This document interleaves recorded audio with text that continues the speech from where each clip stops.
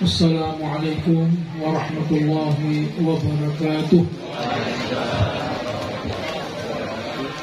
Alhamdulillahilladzi arsala rasulahu sayyidina Muhammad sallallahu alaihi wasallam rahmatan lil alamin. Wassalatu wassalamu ala asyrafil anbiya wal mursalin sayyidina Muhammadin nabiyil amin wa ala alihi wa sahbihi ajma'in. Allahumma salli ala nuril anwar wa sirril asrar wa taghyaqil aghyar wa miftahi babil yasar sayyidina Muhammadin al-mukhtar wa alihi al-athhar wa ashabil akhyar adada ni'amillah wa adhalih. Rabbi shrah li sadri wa yassir li amri wahlul 'uqdatam min lisani yafqahu qawli. Rabbi zidna ilman wa zidna fahman. Yang saya hormati Bapak Gubernur Kalimantan Utara, Bapak Dr. Haji Zainal Arifin Paliwang. Yang saya hormati Ketua NU Kalimantan Utara Haji Alwan Saputra. Yang saya hormati orang tua kita Habib Rahman bin Ali Jubri. Yang saya hormati Sahibul Bait Ahmad Francisco. Ini saya kasih namanya tambah Ahmad, sebab ini orang nama Ahmad Muhammad ini untung. Saya bilang kamu harus mau dipanggil Ahmad, karena orang nama Ahmad ini dijamin oleh Allah tidak akan masuk neraka. Ya. Alaitu, kata Allah, aku berjanji Allah u'adziba man summiya bismik. Aku berjanji tidak akan mengazab orang namanya sama dengan namamu, Ahmad atau Muhammad. Ahmad ini nama Nabi Muhammad di langit. Sebelum diutus, Ahmad disebut dalam kitab-kitab terdahulu Ahmad. Ya'ti min ba'di asma Ahmad. Semua para nabi mengabarkan bahwa akan datang nanti nabi setelah aku yang namanya Ahmad. Jadi saya panggil Ahmad supaya masuk surga.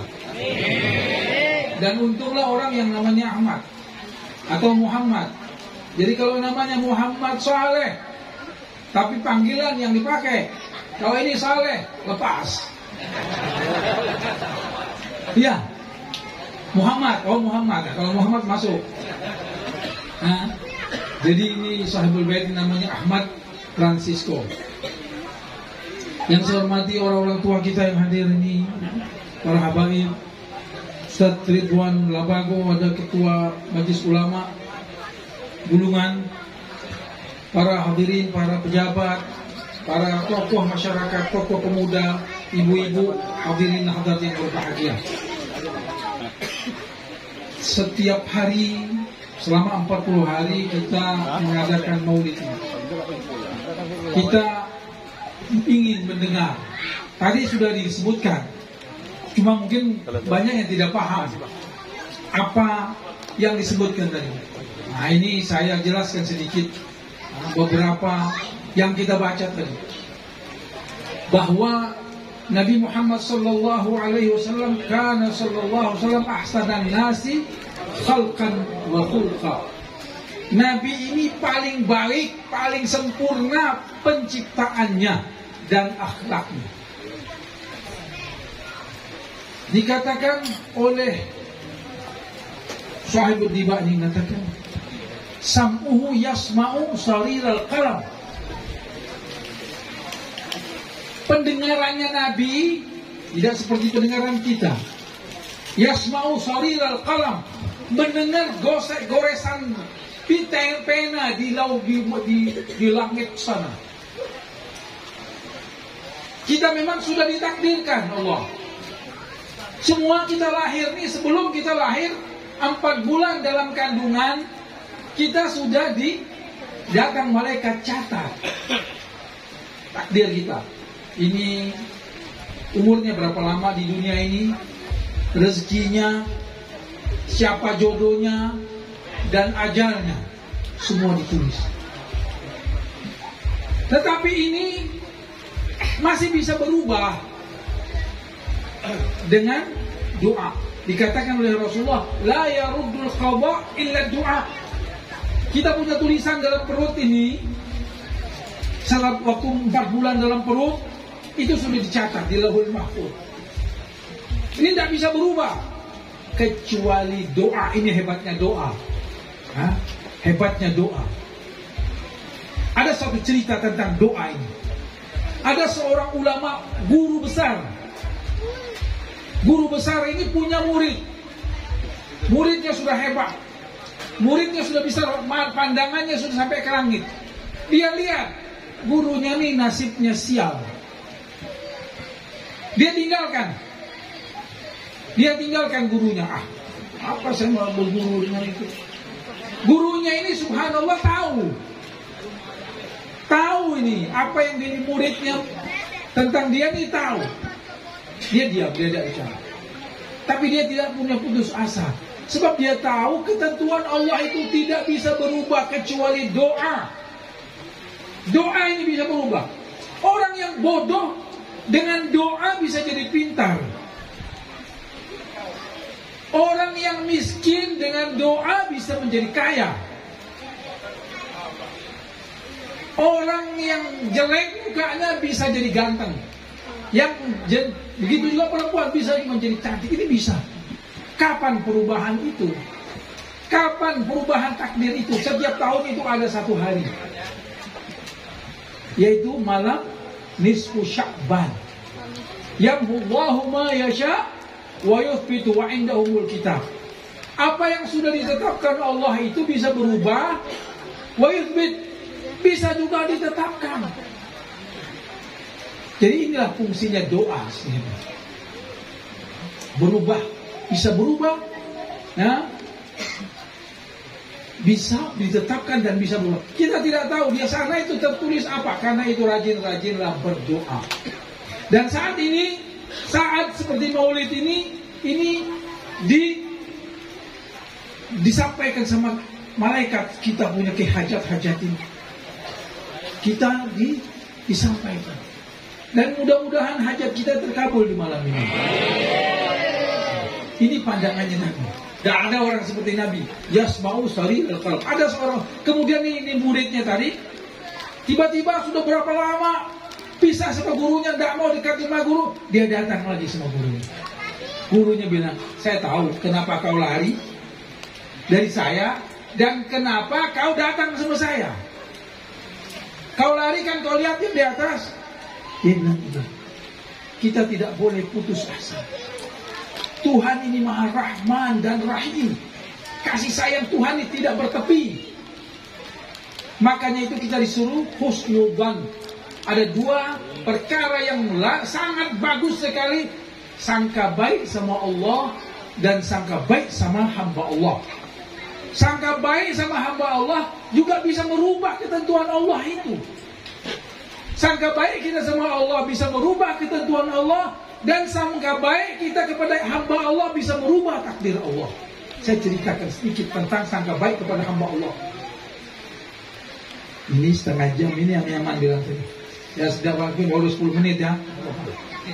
Tidak boleh terlalu banyak memang. Kalau banyak biasanya lupa. Tapi ini cerita ini insya Allah tidak lupa ya. Jadi sangka baik semua.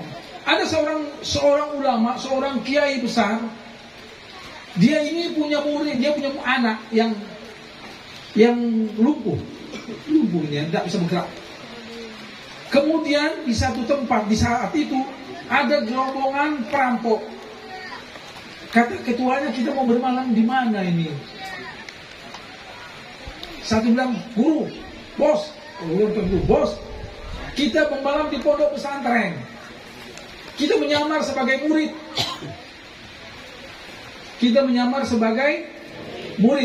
Baik. Menyamar sebagai murid, dia masuk. Gurunya bilang, Masya Allah, ini orang sudah tua-tua. Jenggotnya sudah banyak, sudah panjang. Mau belajar, subhanallah. Ini pasti Allah kabulkan ini. Kita punya hajat bertawasul sama mereka ini. Padahal ini perampok semua. Jadi kemudian malam hari mereka merampok. Ini cerita dalam kitab saya baca. Merampok malam hari. Kemudian begitu dia selesai merampok, disembunyikan di pinggir kota, di padang pasir begitu. Kemudian pagi dia kembali seperti biasa, ikut sembahyang subuh sama kiai. Semua dia punya syekh ini, guru ini. Syekh ini tadi rupanya perampok-perampok tadi lihat juga. Ternyata syekh ini punya murid yang sudah lumpuh. Dia lihat keesokan harinya ini anak sudah berjalan. Dia bilang, guru, ini sudah bisa berjalan. Ini putra guru yang kemarin kami lihat model bahasa gini, seperti kundur. Tahu kundur? Kundur tahu?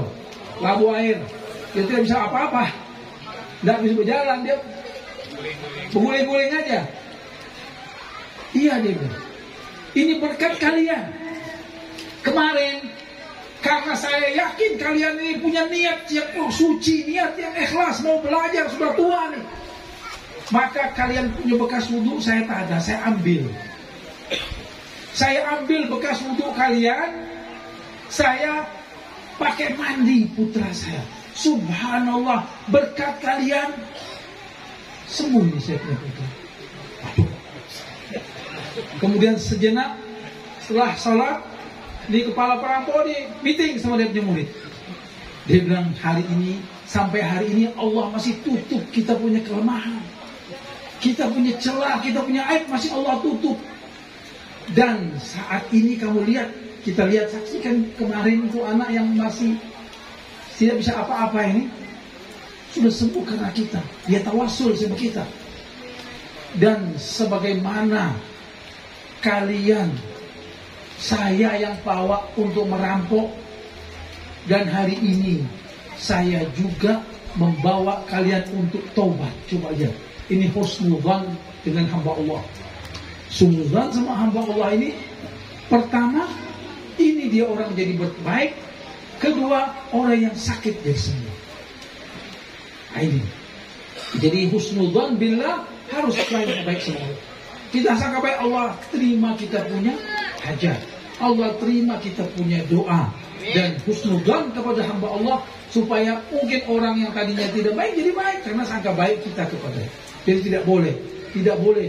Kata seorang ulama mengatakan, kalau kita lihat orang itu salah dia, kita harus cari kalau perlu sampai 200 alasan untuk membenarkan dia, supaya kita tidak suudzon kepadanya, agar jangan sangka buruk kepadanya. Ini nanti kita Muhammad SAW ini. Dari pendengaran, begitu juga penglihatannya. Penglihatannya dalam dibahagikan ila sabit tibaqi faqib, sampai ke lauhul mahfuz. Pandangannya. Dan Nabi mengatakan, aku melihat kamu di belakang sama seperti aku melihat kalian di depan. Itu Nabi. Nabi itu kalau orang panggil dari belakang, emang Nabi tidak menoleh begini. Kenapa? Karena Nabi melihat orang di belakangnya jelas sekali, sebagaimana Nabi melihat orang yang di depannya. Belum lagi masalah kegantengannya, belum lagi kegagahan Nabi Muhammad Sallallahu Alaihi Wasallam. Dikatakan ahsana, dikatakan dalam di situ ada, saya lupa deh. Bukan dalam. Jadi Nabi itu ganteng sekali. Ya. Kalau orang lihat Nabi itu tarta'idu minha fara'isul aqwiya. Orang yang ganteng, orang yang kokoh, kuat itu menjadi kecut daripada wibawanya Nabi. Wibawanya Nabi itu gagah, sebagai orang hilang akal. Ya, hilang akal melihat Nabi Muhammad Sallallahu Alaihi Wasallam saat hijrah. Nabi singgah di kemahnya Ummu Ma'bad. Ummu Ma'bad ini seorang badui rumahnya ini dia kemah, hidup di kemah. Orang-orang Badui itu hidupnya di kemah-kemah. Dia datang sama Nabi. Nabi tanya, siapa engkau? Abdullah. Nabi tidak mau nyebut namanya, karena Nabi itu saat itu dikejar-kejar oleh orang-orang Quraisy di Makkah yang di bawah pimpinan Abu Jahal. Orang yang mendapatkan Nabi akan diberikan hadiah 100 ekor unta. Jadi orang cari, Nabi bersembunyi. Kemudian siapa nama? Semua orang hamba Allah, kata Ummu Bakar. Nabi tidak sebut namanya. Dari kabilah dari apa? Dari mana? Nabi bilang min ma, dari air. Sebab manusia semua diciptakan dari air. Karena Nabi kemudian saat itu Nabi mau beli makan daripada Ummu Bakar ini. Dia bilang, saya tidak punya apa-apa. Kita sekarang musim peceklik yang luang dahsyat. Nabi lihat ada kambing yang kurus, yang tidak dibawa suaminya ke pengembalaan karena tidak bisa berjalan lagi.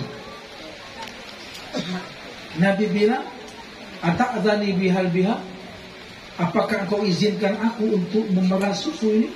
Dia kalau ada, silakan. Kemudian Nabi pegang tangan yang mulia ini, tangan Nabi ini pegang susu itu yang kurus tadi, tidak ada susu sama sekali karena tidak kuat berjalan. Tangan yang sempurna ini pegang langsung mengumpul.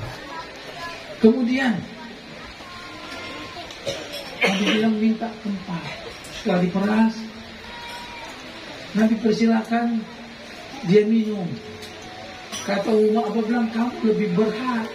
Itu saya tahu tidak ada susunya, karena tanganmu yang mulia itu yang membuat ada, sehingga dia berair. Kemudian Nabi bilang, orang yang sakil kaum akhir syurban, orang yang memberi minum, dia harus lebih yang terakhir kasih minum, baru ini membakar. Kemudian balik dari pengembalaan, suaminya kaget lihat banyak susu penuh tempat-tempat ini. Anna laki hadza, dari mana ini? La haluba fil bait. Tadi saya pergi tidak ada apa-apa. Bila marra bina rajulun kadza. Tadi ada lewat orang ganteng. Sifirhi liyaum ma'bad. Tolong sifatkan saya, wahai Ummu Bakar. Karena Ummu Bakar rajulun mubarak. Kami tadi lewat di sini ada rajulun mubarak, orang yang penuh berkah. Karena dia tahu tidak mungkin kalau tidak berkah. Kambing yang kurus yang tidak ada susu itu sekarang sudah penuh dan sisanya penuh. Semua tempat-tempat berjalan yang Ummu Bakar penuh dengan susu. Sifihi liyaumi ma'bad. Sifatkan aku, wahai Ummu Bakar. Ini orang tadi. Dia bilang, marra bina rajulun zahirul wada'. Tadi lewat sini seorang lelaki yang ganteng, pakaiannya bersih, teman-temannya hormat. Kalau dia dipanggil, dia segera datang. Kalau dia bicara, semua orang dengar ucapannya. Karena waktu itu mereka ada 3 orang, 4 orang. Kemudian ahsanuhum min ba'd. Kalau dia dari jauh, paling ganteng dia. Kalau lihat lagi dari dekat, abahan nas, dia juga paling paling berwibawa, cemerlang, luar biasa ini manusia. Gantengnya luar biasa. Gagah, saya tidak pernah lihat orang seperti ini. Sehingga Ali bilang, saya tidak bisa mensifat. Saya ini dari kecil sama Nabi, tapi saya tidak bisa mensifatkan kegantengan Nabi Muhammad sallallahu alaihi wasallam. Tidak bisa. Sebab bagaimana saya bisa mensifat? saya tidak bisa memandangnya dengan sempurna. Tidak bisa orang mandang Nabi itu. Sahabat itu kalau depan Nabi semuanya tunduk. Semuanya tunduk. Sebab kami seakan-akan memandang katanya bulan purnama yang sedang cantik-cantiknya indah. Seorang ulama dari Mesir mengatakan, kenapa begitu gantengnya Nabi kita Muhammad sallallahu alaihi wasallam ini, tapi dia tidak diperlakukan seperti wanita di zaman Nabi Yusuf alaihi salam. Nabi Yusuf daripada gantengnya, padahal syatar. Nabi Yusuf ini ulama mengatakan kegantengannya hanya setengah dari kegantengan Nabi kita Muhammad sallallahu alaihi wasallam. Setengah. Kenapa orang tidak seperti Nabi Yusuf? Nabi Yusuf itu kan dalam Al-Quran diceritakan, falamma ra'aynahu qatta'na aydiyahunna wa qulna hasya lillahi ma hadza basyaran bal hadza malakun karim. Ya Allah, ini bukan manusia katanya. Ma hadza basyaran bal hadza malakun karim. Ini malaikat nih. Nabi Yusuf itu malaikat. Ya Al-Quran cintai. Wa qatta'na aydiyahunna. Karena terpesona dengan kegantengan Nabi Yusuf, wanita-wanita itu saat itu Siti Zulaiha karena dicerca orang, oh dia suka dengan pembantunya, budaknya. Bagaimana orang bisa tergila-gila seorang istri Perdana Menteri, tergila-gila seorang budak? Oh, panas seringnya Siti Zulaiha. Nanti loh, dia panggil undang semua pembesar-pembesar orang Mesir, istri-istri pejabat-pejabat Mesir diundang, kasih makan, kasih buah dan pisau. Kupas, begitu lewat Nabi Yusuf, luka semua. Kenapa Nabi kita tidak? Padahal Nabi Muhammad lebih ganteng dari Nabi Allah Yusuf. Katanya sebab Nabi kita itu tidak hanya ada gantengnya, tapi dilengkapi Allah dengan sifatul jamal. Tidak hanya sifatul jamal, tapi ada juga sifatul jalal, sifat wibawa. Jadi orang kalau lihat Nabi itu tak bisa apa-apa, tunduk, nggak bisa. Satu kali ada seorang, masih bisa sedikit? Tidak, jangan. Ini kita belum makan. Saya juga belum makan. Pak Gubernur juga belum makan. Saya tanya tadi sama ini Pak Ahmad, telepon, siap makan enggak? Kalau enggak saya makan duluan. Gitu. Jadi saya bilang secara maksudnya apa sampai di mana lupa? Bagaimana tadi? Ya? Di bawahnya Nabi Muhammad. Jadi ada satu orang hartanya diambil dirampas Abu Jahal. Tidak mau dibayar oleh Abu Jahal. Jadi saat itu ada orang-orang di sekitar Ka'bah itu, dia tanya, bagaimana saya mau tagih ini utang ini? Saat itu ada Nabi Muhammad. Orang mengolok-olok, itu kau pergi sama orang itu, dia nanti bisa menyelesaikan hutangmu. Padahal maksudnya nanti supaya dia malah disiksa Abu Jahal. Nabi bilang, ayo ta'al, mari ikut sama saya. Sampai rupanya orang Quraisy tadi utus satu orang mau lihat apa reaksinya Abu Jahal. Ketemu Nabi Muhammad SAW. Begitu sampai Nabi ketuk, Abu Jahal tuh mukanya pucat sekali, tidak ada darah. Iya, ada uang. Ada, dia masuk ambil, kemudian dia kasih. Ini yang utus ini tanya, kemana? Aduh, dia bilang aneh luar biasa. Kenapa? Abu Jahal macam kucing basah. Bukan Abu, namanya kan Abul Hakam. Macam kucing basah. Saya lihat, kejut semua. Nah, bagaimana? Apa yang sebab? Apa yang buat begini? Kemudian ditanya sama Abu Jahal, kenapa kau takut seperti kucing basah? Aku tidak sanggup. begitu melihatnya gemetar. Seakan-akan di kepalanya ada macam singa. Gemetar luar biasa. Ini Nabi kita Muhammad SAW. Jadi kegantengannya, kegagahannya, ketulusannya, akhlaknya ini, dia punya apa? Mukanya buat orang. Sehingga sahabat mengatakan tidak mampu berpisah dengan Nabi Muhammad SAW. Tidak mampu. Karena selalu pengen melihat wajah Nabi Muhammad. Begitu Nabi meninggal diberitahu, Sayyidina Umar langsung cabut pedangnya. Syamang kala Muhammad dan mata sallallahu alaihi wasallam. Saya pukul dengan pedang. Karena luar biasa, tidak pernah lagi, tidak ada lagi wajah yang gagah, itu tidak bisa dilihat lagi. Sayyidina Bilal radhiyallahu anhu, begitu Rasulullah meninggal, dia tidak mau lagi pergi ke Syria. Sampai 1 tahun lebih, nanti dia mimpi Rasulullah. Nabi bilang, "Ma hadzal jafaf ya Bilal? Apa ini kelakuan kasarmu ini? Kenapa kau tidak lihat saya? Kenapa kau tidak ziarah?" Baru Sayyidina Bilal berziarah sama Rasulullah SAW. Begitulah para sahabat. Jadi Nabi Muhammad ini ahsanan nasi khalqan. Baik dari segi fisik, kalau kamu cerita ini masih banyak lagi cerita-cerita tentang bagaimana fisik Nabi Muhammad SAW. Belum lagi akhlaknya, tapi ini sebenarnya judul ini akhlak. Tapi kita tidak mungkin belum kapan-kapan ada kesempatan. Ya, kita mungkin kita jelaskan. Hebat, Nabi ini luar biasa ya, luar biasa.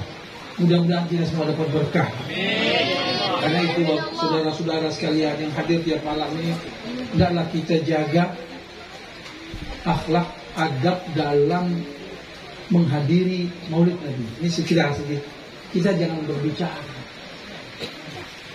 Kita tidak boleh beribut-ribut. Saya lihat dari padahal ini kalau kita tahu sebenarnya mendengar ini seperti makan es krim. Tidak mau habis banyak. Tidak mau cepat-cepat. Karena enak kan tunanya. Tapi kita harus, nah kita tidak berpaham. Allah akan berikan seperti orang yang paham. Allah akan berikan kepada orang yang paham. Tetapi kalau kita ikut aturan-aturannya, tidak boleh kita harus jaga dia. Ini tidak gampang ini. Kalau kita mau cerita tentang mengapa alat, sudah waktunya tidak. Jadi saya kira cukup demikian. Mudah-mudahan yang saya sampaikan, saya sarankan kepada khususnya anak-anak kecil yang belum paham. Ini diingatkan sebelum kita. Ini kita mau berkah. Kita ini mau dapat berkah. Ini berkah sudah. Nah berkah ini insya Allah. Cuma kita mau lebih lagi.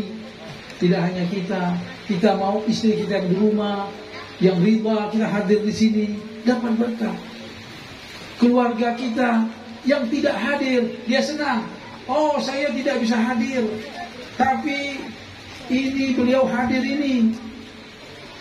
Pak Hasbullah, nanti saya terlupa tadi. Harusnya mau juga minta maaf Pak Hasbullah. Beliau ini mantan ketua DPR. Jadi Pak Hasbullah tidak hadir, tapi istrinya, anaknya yang senang melihat beliau hadir di sini dapat berkat semua mereka.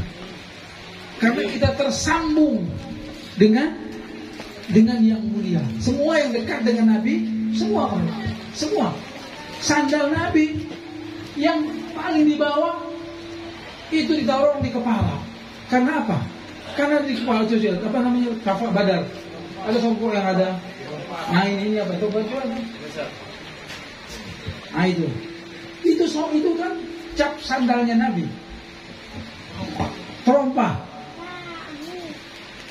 diatur taruh di atas. Semua yang berkaitan dengan Nabi Muhammad dimuliakan Allah. Karena itu orang yang namanya sama dengan Nabi Muhammad ini dijamin Allah masuk surga. Ya, ini hadis bukan cara saya. Kalau mau lihat hadisnya nanti saya kelihatan. Makanya itu kita yang nama Muhammad, anak-anak yang nama Muhammad dalam kitab saya baca tidak boleh kita tempelin. Orang yang nama Muhammad ini tidak boleh ditempelin. Tidak boleh dipermalukan di depan orang. kalaupun mau ditegur, kata sahabat ulama itu mengatakan, kalau mau tegur, panggil dia. Beritahu, nama kau ini nama Nabi, nama kau ini dicintai Allah.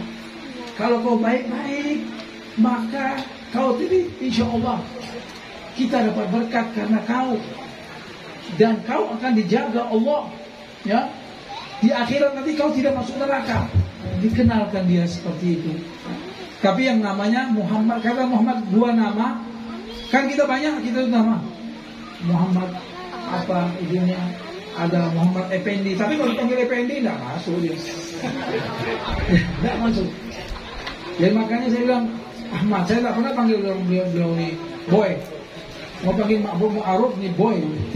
Saya tak mau, supaya dia punya nama ini, dia dapat berkah dari nama ini. Demikian apa yang dapat saya, mohon maaf ya atas segala kekurangan. Semuanya, khususnya yang hadir para orang tua kita ini, Pak Gubernur,